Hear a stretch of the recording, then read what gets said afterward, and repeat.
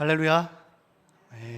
예배 나오신 여러분을 환영하고 축복하고 영상으로 보시는 분들도 환영하고 축복합니다. 이렇게 또 찬양하다가 이제 설교 자리에 있으니까 조금 느낌이 많이 좀 다른 것 같네요. 제가 잠깐만 기도하고 시작하겠습니다. 아버지 감사합니다. 오늘도 우리들에게 이 자리 주신 주님, 함께 예배할 수 있게 도와주셔서 감사합니다. 함께 하나님을 높이게 도와주시고, 특별히 오늘 하나님 나라를 살아가는 백성들이라는 주제를 가지고 이야기를 나눌 때에 하나님을 높이고 하나님을 바라볼 수 있는 귀한 예배의 시간 될 수 있게 인도하여 주시고, 듣는 사람이나 그리고 전하는 사람이나 정말 이 말씀이 무엇인지 소중히 깨닫고 삶으로 나타낼 수 있는 주의 자녀가 될 수 있게 인도하여 주시옵소서. 감사합니다. 예수님의 이름으로 기도합니다. 아멘. 제가 이제 전에 사역했었던 교회는 이제 전원 교회였습니다. 이제 전원 교회에 있다가 그 시골에서 맨날 예초기 돌리고 막 이제 풀 깎고요. 이렇게 비료 막 날라주고 이렇게 하다가 동탄에 오니까 조금 많이 당황했습니다. 많이 당황했어요. 그래서 막 앨리스빌 저기 옆에 있잖아요. 거기 보면서 시계탑 예쁘다 이러고 쳐다보고 있고, 맨날 밥 이제 5,000원짜리 먹으러 가다가 여기 오니까는 10,000원짜리 게살볶음밥 먹는 거예요. 그래서 옆에서 뭔가 흐르는 게 보니까는 눈물이더라고요. 그래서 혹시라도 지나가시다가 도시 처음 온 시골 사람 같은 저를 발견하시면은 따뜻한 밥 한 끼 부탁드립니다. 여러분, 구약하고 신약 중에서 어디가 더 많이 설교될까요? 어디라고 생각하세요? 구약하고 신약 중에서? 신약입니다. 당연히 신약을 더 많이 설교하고요. 그러면 구약 중에서 어느 성경이 가장 좀 다뤄지지 않을까요? 아모스, 오늘 했으니까 아모스, 맞아요. 아모스도 맞고요.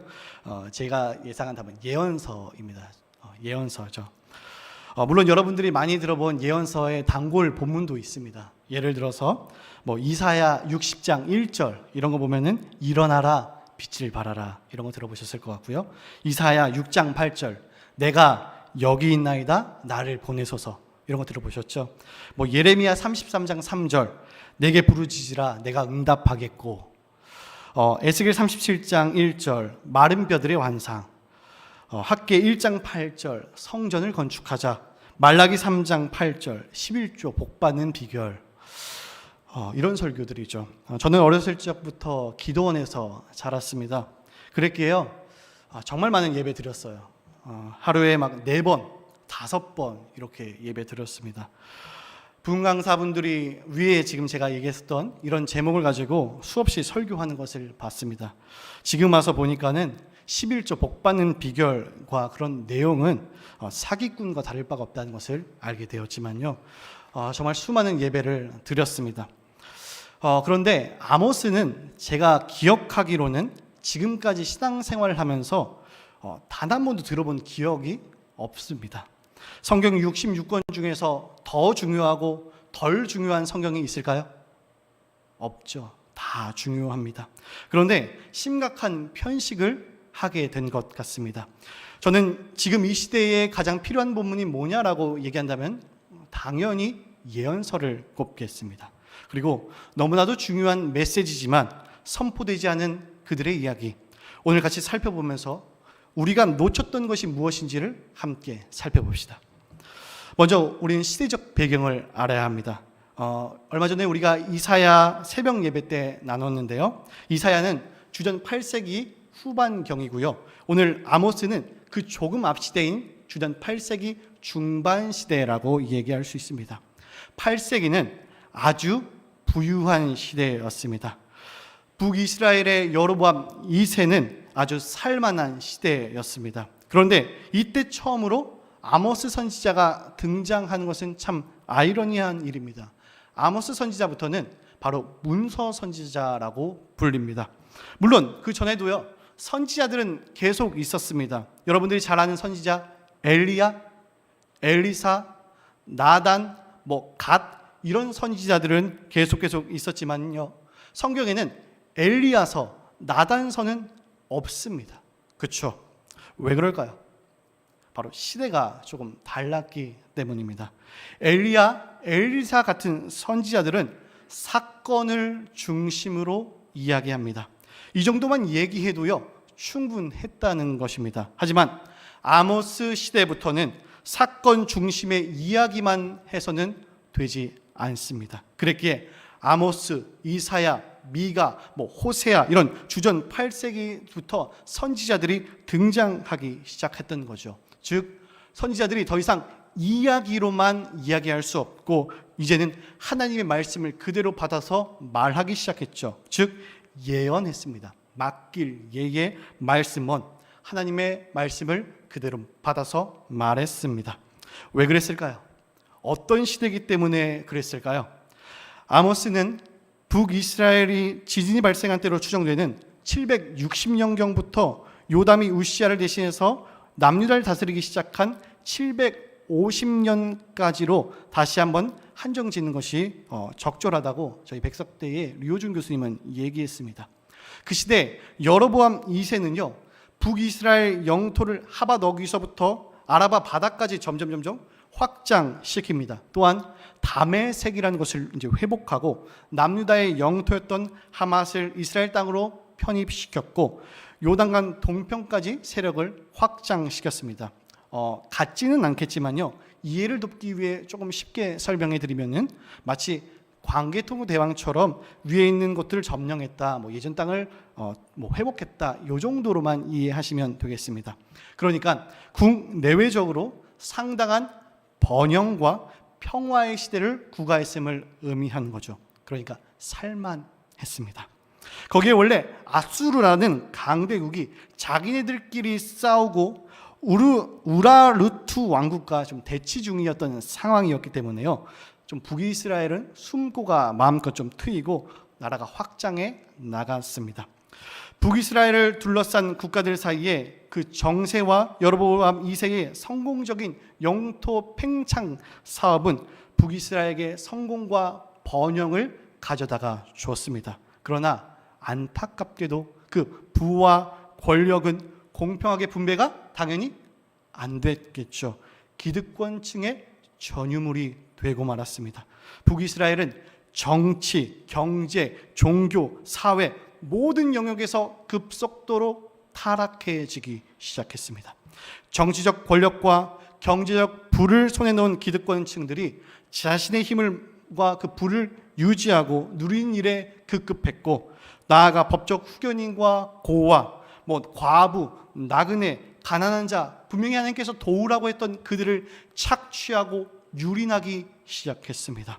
그렇기 때문에 아모스는 이런 신랄한 고백이 담겨져 있는데요. 우리 이런 신랄한 고백을 쉬운 성경으로 같이 한번 읽어보겠습니다. 아모스 2장 6절부터 8절까지의 말씀을 우리 한 목소리로 읽어보죠. 시작.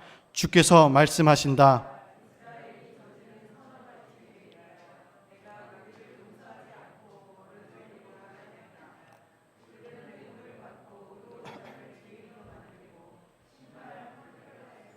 가난한 사람들을 바라버린다.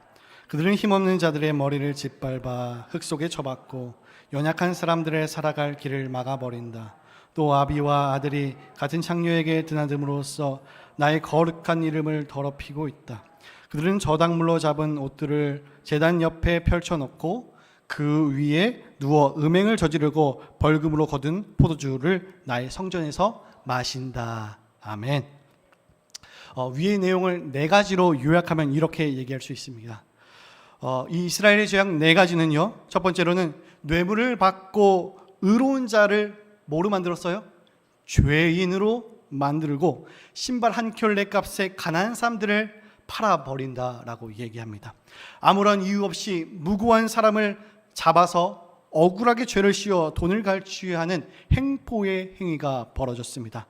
억울하게 잡혀온 사람이 석방을 위해 보석금을 지불해야 하는데 지불 못할 수 있잖아요. 그런데 이스라엘에서는 그를 팔아넘기는 일들이 굉장히 자행했습니다. 이로 인해서 인신매매가 이스라엘 사회 안에서 흔한 일이 되고 말았죠. 그 당시에 사회적 풍속을 고려해 본다면요, 어떤 농부가 여러 가지 이유로 커다란 빚더미에 올라앉게 됐다고 한번 생각해 봅시다. 그는 그 빚을 갚기 위해서 재산을 팔고 애썼지만 갚지 못했어요. 그러면 율법은 자기 자신이나 가족 중에 한 사람을 빚 갚는 노예로 팔아야만 합니다. 이것은 제도입니다. 이 제도의 의미는 빈털터리인 사람이 다른 사람의 의존에 살아가지만 다시 독립할 수 있는 기회를 만드는 겁니다. 그냥 막연하게 팔아버리는 게 아니라 재활할 수 있는 기회를 만들어주는 게 제도의 의미죠. 하지만 돈에 눈이 먼 채주들은 사소한 빚이라도 채무자가 정해진 그 시간 안에 돈을 갚지 못한다면은 어떤 사유나 사건을 들어보지도 않고 그들을 노예로 팔아버리는 일들이 그곳 가운데 자행했다는 거죠. 당시 억울한 일을 당해도 아무런 힘이 없어서 정당한 법적 보호조차 받지 못하고 억누려 살고 있는 사람들이 너무나도 많았기에 신발 한 켤레에 사람을 사고 파는 행위가 이어진 것입니다. 세력과 권력과 재력가들은 아무런 문제 없이 자신들의 힘을 휘두르고 약하고 가난한 자들을 농락하는 그런 대상이 되어버렸죠. 하나님의 백성이라고 말하는 그들이 이방인조차 하지 않는 일들을 벌이고 있습니다. 심지어 사법기관들은 묵인하고 방조하고 심지어 동조하며 방관하기 시작했습니다. 그렇기에 두 번째로 가난한 자들의 머리를 마치 땅의 먼지를 밟는 것처럼 길에서 밀쳐내며 그들을 비참하게 만드는 자리에 처해졌습니다. 여러분, 가난은요, 사람을 불편하게는 만들어도 반드시 비참하게 만들지는 않습니다. 하지만 없는 사람을 비참하게 만드는 것은요, 가진 자들의 무시와 멸시입니다. 세 번째, 또 아비와 아들이 같은 창녀에게 드나듦으로써 나의 거룩한 이름을 더럽히고 있다 얘기합니다. 여기에 언급된 죄목은요, 힘이 없고 저항할 수 없는 처지에 있는 연약한 자들을 성적으로 남용하고 학대하는 파렴치한 행위를 가리키는 것입니다. 수치감과 인류도 사라진 지 오래가 된 그런 사회가 됐다는 거죠. 이것은 단순한 어떤 윤리적인 현상뿐만 아니라 종교적인 성격을 띠고 있습니다. 이스라엘의 성적 타락과 도덕적 몰락은 그들이 경배하고 예배하는 하나님을 부인하는 행동이라는 거죠. 네 번째로는 그들은 저당물로 잡은 옷들을 제단 옆에 펼쳐놓고 그 위에 누워 음행을 저지르고 벌금으로 거둔 포도주를 나의 성전에서 마신다라는 겁니다. 쉽게 설명하면요, 가난한 사람이 빚을 졌습니다. 그래서 채권자에게 반드시 빚을 갚겠습니다라고 말했어요. 그러자 겉옷을 저당 잡혔습니다. 또 돈을 갚지 못하면은 벌금을 무는데 포도주로 벌금을 무는 경우도 있었다라고 말합니다. 율법은 반드시 그 겉옷을 저당 잡힐지라도 저녁이 되면은 그 겉옷을 돌려주라고 규정했습니다. 왜냐하면은 그 시대 당시에 가난한 자들은요, 그게 유일한 겉옷이에요. 그것이 없으면요, 밖에 나가기도 어렵고 자기도 힘듭니다. 잘 이불도 없어 벌벌 떨기에 그런 법을 제정했지만 악랄한 채권자들은 그 겉옷마저도 빼앗고 종교 행사장, 즉 예배하러 가서 그 겉옷을 깔고 예배를 드리고 있다라고 얘기하는 겁니다. 그리고 연약한 자들을 착취해서 얻어낸 그 포도주로 예배 후에 친교 시간에 마시고 있다, 이 얘기를 지금 하고 있는 겁니다. 여러분, 주전 8세기에 아모스가 왜 이렇게 신랄하게 비판했는지 여러분 이해가 되시죠? 그들이 사정도 보지 않고 어떤 관심도 없이 노예를 만들고 심판하는 켤레에 사람을 사고 팔고 마음껏 행했고요. 두 번째로 가난한 자들을 뭐 했어요?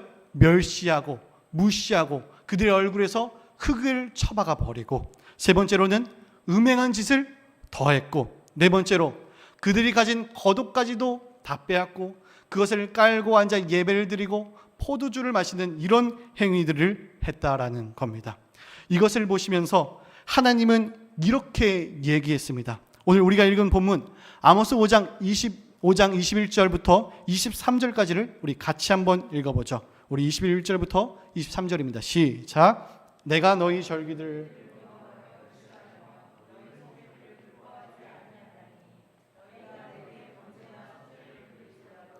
내가 받지 아니할 것이요 너희의 살찐 희생의 화목제도 내가 돌아보지 아니하리라. 내 노랫소리를 내 앞에서 그칠지어다. 내 빗발소리도 내가 듣지 아니하리라. 아멘. 여러분, 예배가 무엇입니까? 살아계신 하나님의 면전으로 나오는 행위입니다. 더러운 인간이 거룩한 하나님 앞에 나가는 것은 불가능합니다. 그랬기에 구약에서는요, 각종 제사 의식이 제정되었습니다. 제사는 하나님과 진정한 삶김과 교제를 가능케 한 방편입니다. 따라서 하나님께 나아간 자들은 정결해야 했고요, 또한 모든 불의를 씻고 나아가야만 했습니다. 그러나 이스라엘은 지금 모습이 어떻습니까? 이러한 예배의 본질, 종교의 제의 정신을 완벽하게 상실했습니다. 아무리 절기를 잘 드린다고 할지라도, 성회를 했고 번제나 소제, 살찐 화목제를 드린다고 할지라도 하나님께서 뭐라고 얘기하시죠? 받는다고요? 받지 않는다라고 얘기하세요. 그리고 내 앞에서 찬양을 부르지 말라 얘기하십니다. 여러분, 이사야서에서는 조금 더 명확하게 이렇게 얘기합니다. 이사야서 우리 1장 13절을 우리 세 번역으로 같이 한번 읽어보도록 하죠. 이사야 1장 13절입니다. 시작. 다시는 헛된 재물을 가져오지 말라라. 다 쓸모없는 것들이다. 분양한 것도 나에게는 역겹고 초하루와 안식일과 되로 모이는 것도 참을 수 없으며 거룩한 집회를 열어놓고 못된 짓도 함께하는 것을 내가 더 이상 견딜 수 없다. 아멘. 하나님은 지금 이렇게 말하고 계십니다.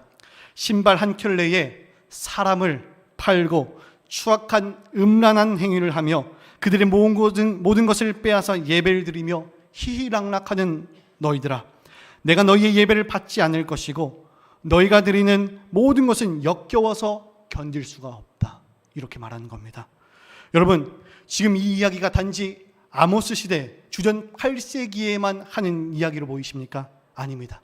지금 이 이야기는요, 지금 우리들에게 하는 이야기입니다. 현대판에서 하나님은요, 우리들에게 이렇게 얘기할 것입니다.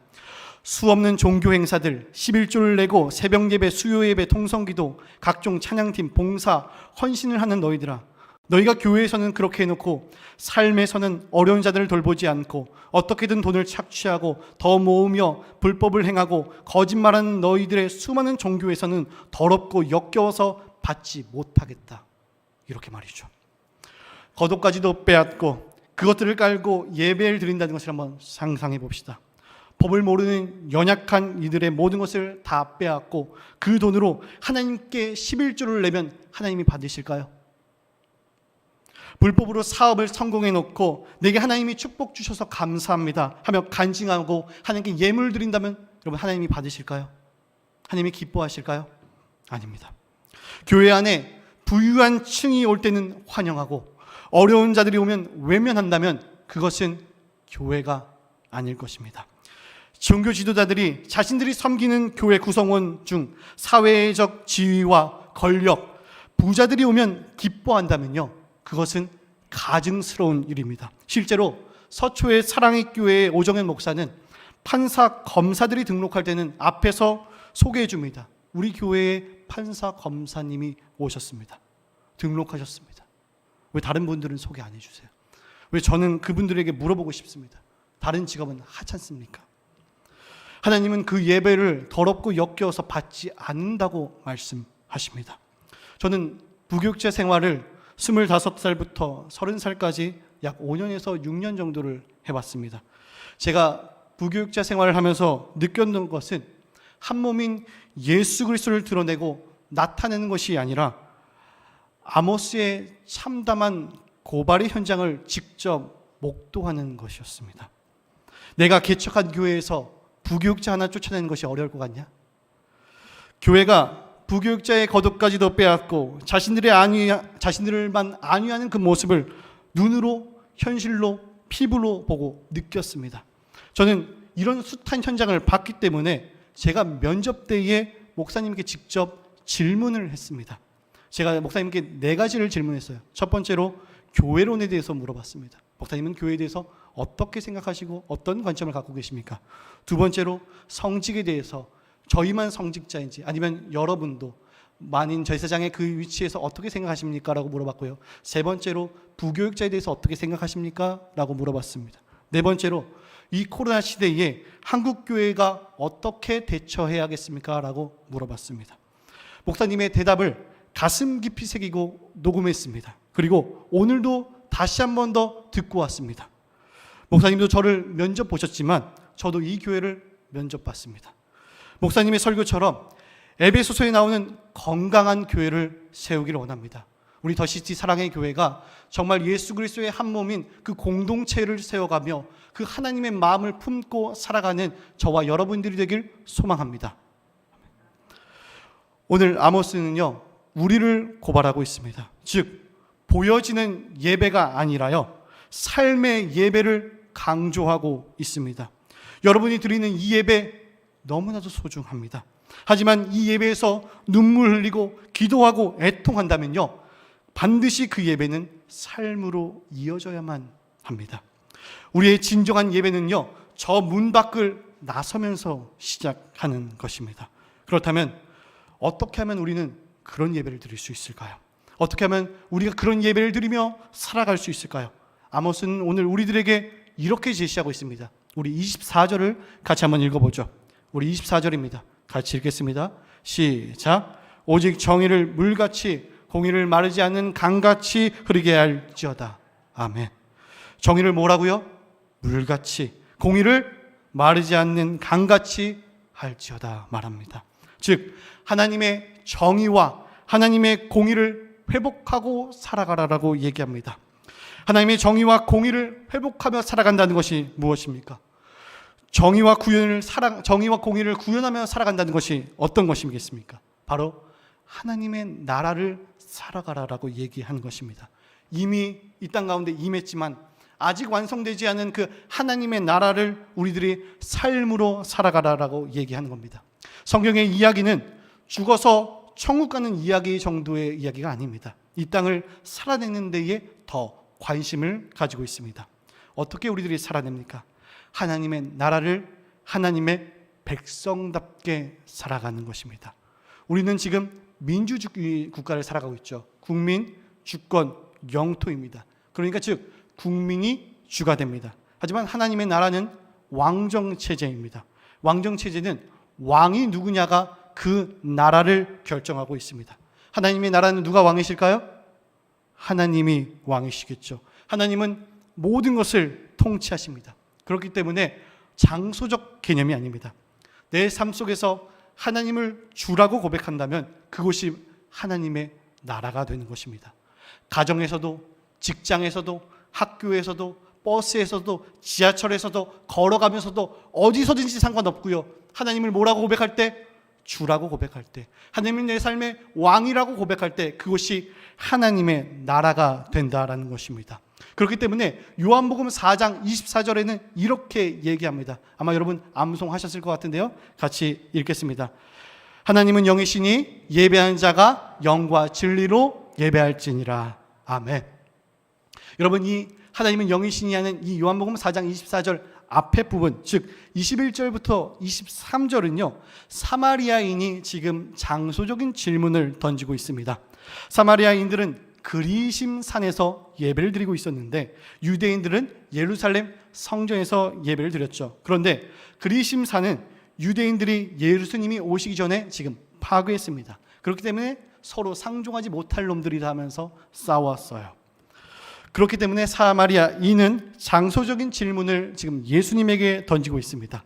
그랬더니 그 예수님의 대답은 뭡니까? 장소가 아니라 진리 안에서 드려야 한다라고 이야기하는 거죠. 요한복음은 예루살렘 성전이 무너진 다음에 쓰여져 있습니다. 성전이 없어요. 그 가운데에 유대인들은 끊임없이 고민하고 생각했습니다. 어디서 예배를 드려야 합니까? 거기에서 이렇게 예수님이 대답하십니다. 영과 진리로 예배를 드려라. 즉 장소의 개념이 아니구나, 성령 안에서 주님 안에서 드려야 하는구나를 깨닫는 거죠. 진리, 예수님과 예수님의 말씀, 바꿔 말하면요 예수님과 예수님의 말씀 안에서 성령으로 예배를 드려라, 이렇게 얘기하는 겁니다. 우리는 그분을 믿고 시인하면서 살아갑니다. 여러분, 믿고 시인한다는 것은요 단순히 믿는 정도의 얘기가 아니에요. 법정 용어입니다. 법정에 서서요 내 삶의 주님, 즉 퀴리오스라고 고백하는 겁니다. 당시들은 예수를 자칭 유대인의 왕이요 하나님의 아들이라고 말했지만 나는 그 예수를 나의 퀴리오스로, 나의 주님이라고 고백한다라는 겁니다.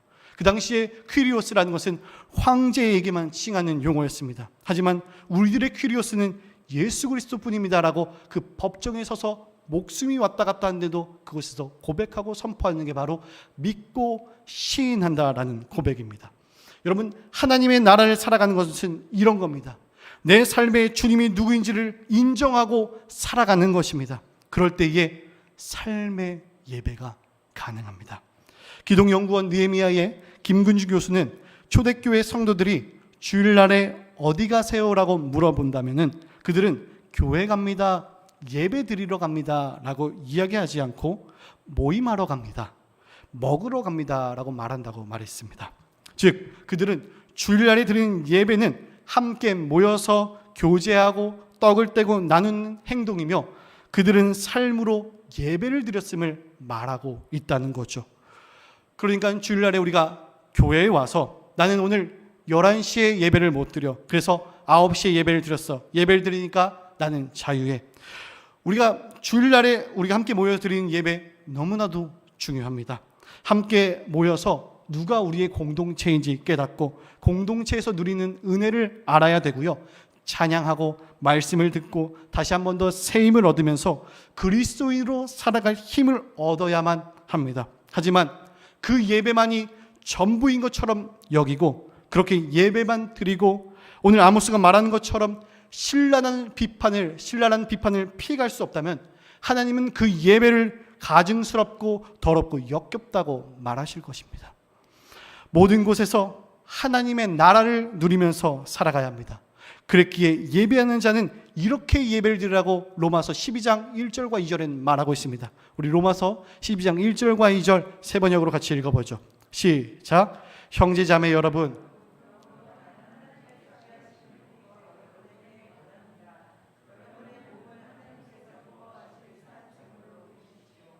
이것이 여러분이 드릴 합당한 예배입니다. 여러분은 그 시대의 풍조를 본받지 말고 마음을 새롭게 함으로 변화를 받아서 하나님의 선하시고 기뻐하시고 완전한 뜻이 무엇인지 분별하도록 하십시오. 아멘. 우리들의 몸을 뭐라고요? 합당한 예배로, 거룩한 제물로 드리라고 얘기하고 있습니다. 여러분들이 가는 그곳이 어디든지 그곳에서 하나님 나라를 선포하시기 바랍니다. 결론을 맺겠습니다. 오늘의 저희 첫 설교는요, 가장 주 독자, 첫 번째 독자는 바로 저입니다. 여러분에게 하는 것도 있고 모두에게 얘기하는 것도 있지만요, 가장 먼저 얘기하는 대상은 다른 사람이 아니라 바로 저입니다. 설교는 사람을 변화시키는 게 목적이지 않습니다. 설교는 다시 그 말씀을 상기시키는 겁니다. 그 말씀이 사람을 변화시킵니다. 제가 아는 수많은 설교들, 수많은 예배, 수많은 헌신이 그저 종교 행위가 되지 않기를 원합니다. 누구에게 여러분 이렇게 하셔야 합니다라고 이야기하기 전에 저부터 삶으로 예배를 드리는 하나님의 백성이 되길 소망합니다. 한국교회는 8.15 정광훈 사태 이후에 세상에서 수많은 지탄과 욕을 먹고 있습니다. 우리에게 지금 필요한 것은요, 희망의 메시지가 아니라 아모스 같은 선지자들의 눈물의 호소, 그리고 그 호소에 반응한 통렬한 반성일 것입니다. 그저 우리는 그 교회는 우리와 다르다고 말한 것은 제2의 정광훈이 나타날 수밖에 없는 길을 제시한 것과 같습니다. 그렇기에 정광훈을 그냥 손절하는 것은 한국 교회 전체를 손절하는 것입니다. 우리에게 필요한 것은요, 그 사태를 바라보면서 통렬한 반성과 그리고 겉으로는 주전 8세기와 전혀 다를 것 없는 많은 것을 누리고 수많은 예배를 드리지만 겉으로는 실제로는 가난한 자들을 유린하고 예배라는 이름으로 이웃의 목에 칼을 들이대는 행위를 해왔던 우리들의 지난 날을 반성하며 다시 한 번 더 말씀으로 돌아가는 것은 아닐까요? 그게 바로 삶으로 드리는 예배입니다. 세상 사람들은요, 마태, 마가, 누가, 요한이라는 사복음서를 읽지 않습니다. 여러분이라는 복음서를 읽습니다. 그리스도인이라는 복음서, 예수님의 제자인 복음서, 바로 여러분을 보고 예수 그리스도가 누구신지, 하나님이 누구신지, 하나님의 백성이 대체 어떤 사람인지를 보게 될 것입니다. 그렇기 때문에 여러분 삶으로 보여주십시오. 여러분이라는 복음서를 들고 예수 그리스도가 누구신지를 삶으로 나타낼 수 있기를 바랍니다. 그래서 하나님의 정의와 공의를 선포하며 살아가기를 소망합니다. 하나님이 받을 만한 합당한 예배를 삶으로 드리는 저와 여러분이 되길 축복합니다.